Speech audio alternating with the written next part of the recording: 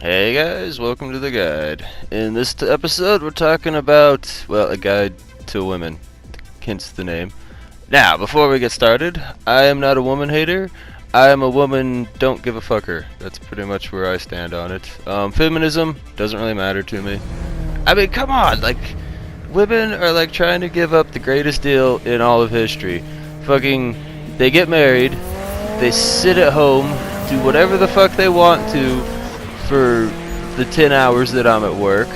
I don't know what the fuck they're doing. They could be like having the world's greatest gangbang with the next door neighbors while I'm off at work fucking getting my ass chewed at me all day long.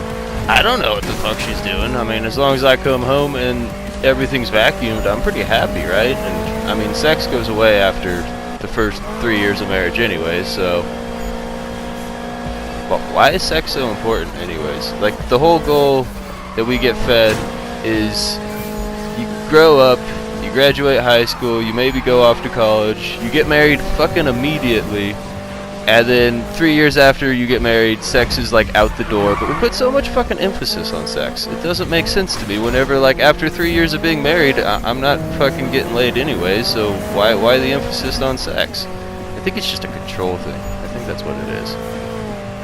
But, that being said, I'm not a woman hater. I'm a woman don't give a fucker. Because I just don't give a fuck. So, here is Hitchhiker's Guide to Women. Alright, so rule number 1 is learn not to give a fuck. Because, I mean, after 3 years of being married anyways, you're pretty much not going to give a fuck at that point in time. So, it's good to learn early on not to give a fuck. I mean, you might as well just get a head start on it, and then whenever you're married, you're already prepared and ready to go, right? And also, the thing is like, if a chick is a 7 or an 8 on the hotness scale or above, like, she's just used to dudes crawling all over themselves just to talk to her. And whenever she runs into a dude that just legitimately doesn't care, she doesn't know what to do. It doesn't fucking compute in her mind. Like, it just doesn't make sense to her. So, to a certain extent, it's kind of like reverse psychology. And you flip the script on it. What they're used to doing to dudes, to men, now you're doing to her, and it fucking drives them crazy. It doesn't compute in their mind. It legitimately fucking drives them crazy. And it works out pretty good. I mean, like, don't be a complete douchebag asshole about it, but, like, don't fucking care too much either, because it works out better that way. And then if the relationship doesn't work out, then you're like, whatever, you move on. Because dudes have a tendency to get more clingy than women. Because you have to understand, women they don't have more, they have more options, because dudes are always, like, crawling all over themselves trying to talk to her. You can guarantee, if you're, like, talking to a chick in like that way, you're like trying to get in a relationship with her, you're trying to get in her panties, whatever, you can guarantee that she's talking to at least 3 other dudes with the same idea in mind, and she knows that they have the same idea in mind. Like, you can guarantee she's at least talking to 3 other dudes in that regard. So it's best not to fucking care, because you're 1 out of the 4 dudes that she's talking to that she's thinking about getting into a relationship with. It's good just not to fucking care, because if one of the 4 other dudes she picks one of the 4 other dudes, then you can just be like, alright, whatever, fuck you too. And then you won't get, because you don't get emotionally attached in that regard. Rule number 2 is women are not saints, they just pretend like they're fucking saints. They are just as dirty and corrupt and fucked up in the head as you are, they just don't want you to know that. That's pretty much what it comes down to, is they just don't want you to know that. And this comes from, like, thousands upon thousands of years of quote-unquote male domination, where they've learned how to keep shit quiet. They really have. And this is coming from a dude that's been in a relationship like that, where, you know, did the dirty, all that, with a chick that was in a relationship with her boyfriend. She was in a relationship with this dude for, like, 4 or 5 years, and she got bored. She was getting bored of him, is pretty much what happened. And yeah, like, me and her would be in bed half naked, and fucking she'd be like, oh wait, 1 second, I gotta call my boyfriend real fast. Fucking call him in the phone conversation with the whole I love you too, and then 5 seconds later we're doing the dirty.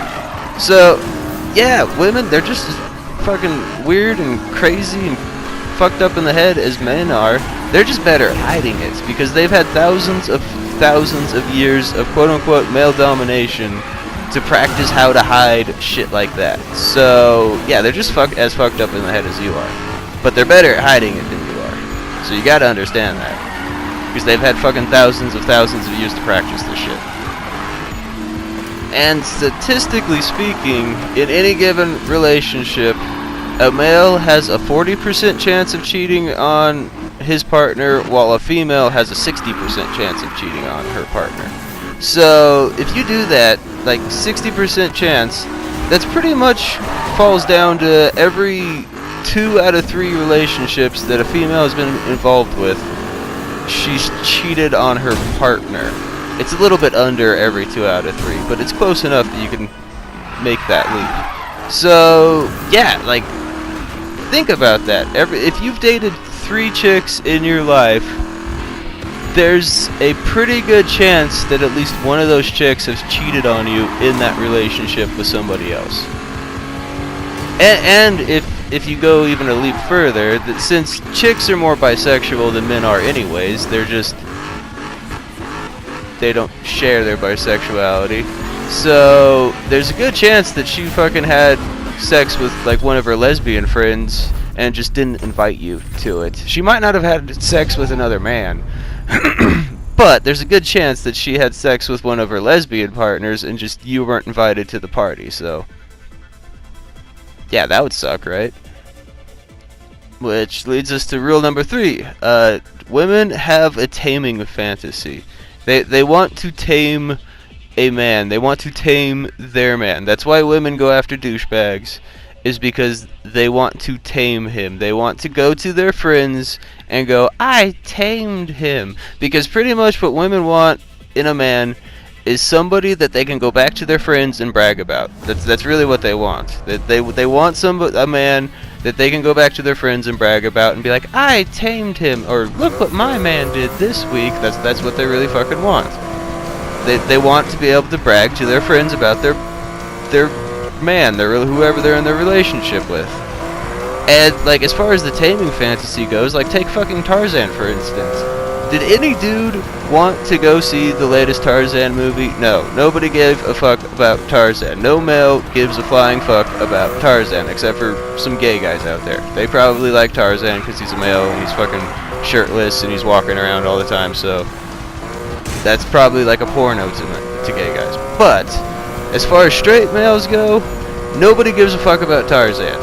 Don't like that's all old chick's fantasy right there. She's the one dragging you to that movie and being like, we're gonna go watch Tarzan, because that's part of their taming fantasy. Nothing like that's their biggest fantasy is taming a wild man. So like the Tarzan fantasy is fucking way high on chicks' fucking list of things they want to do as far as fantasy wise goes, because nothing makes a fucking chick more excited than taming a wild man. Like, oh, the power of my pussy tamed this wild man and now he loves me.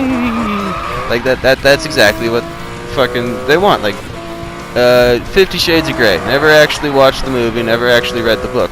But I'm assuming it's the same fucking story where this one chick tames this millionaire who's fucking crazy kinky through the power of her pussy and love. Like, there's a taming fantasy. Women have this taming fantasy. That's what they want to do, is they want to fucking tame you. That's why they go after douchebags, because they want to tame them. If you're a nice guy, you're already fucking tamed, and she's not very interested in you, because it doesn't fit her taming fantasy. But the great thing is once she's tamed that dude, that's when she gets bored of him. That's when she's gonna start cheating on him, because she's tamed him and she has him under control, and that's when she's gonna start cheating on him because she's fucking bored of him. So, if you are a male and you're in a long-term relationship, it's best to throw a fucking stick in the spokes of the bike every once in a while. Make the bike do a fucking front flip every once in a while by throwing a stick in the fucking spokes of the bike, just to keep her on her toes, because otherwise she's going to get bored of you, and then that's when she's going to cheat on you. So it's quite necessarily to fucking throw a stick in the spokes every once in a while, just to throw her for a loop and keep her interested. Because once she thinks you're tamed and under her control, that's when she's gonna get bored of you. That's what she thinks she wants, though. She thinks she wants to tame and then control you, but once she gets to that point, that's when she gets bored of you, and that's when she's gonna start cheating on you, because she's fucking bored with you. So, yeah, every once in a while, you just gotta fuck things up. Start an argument, random argument. Doesn't even matter what the argument's about. You know, her butt's too big, whatever. Just random fucking argument, because then all of a sudden she's interested in, like, because, oh, I haven't tamed him yet. So that's her goal in life, is to tame you. But once she tames you, she gets bored of you. So it's like a catch-22. So, yeah. There's no winning. There really is no winning. I'm sorry. There's no fucking winning.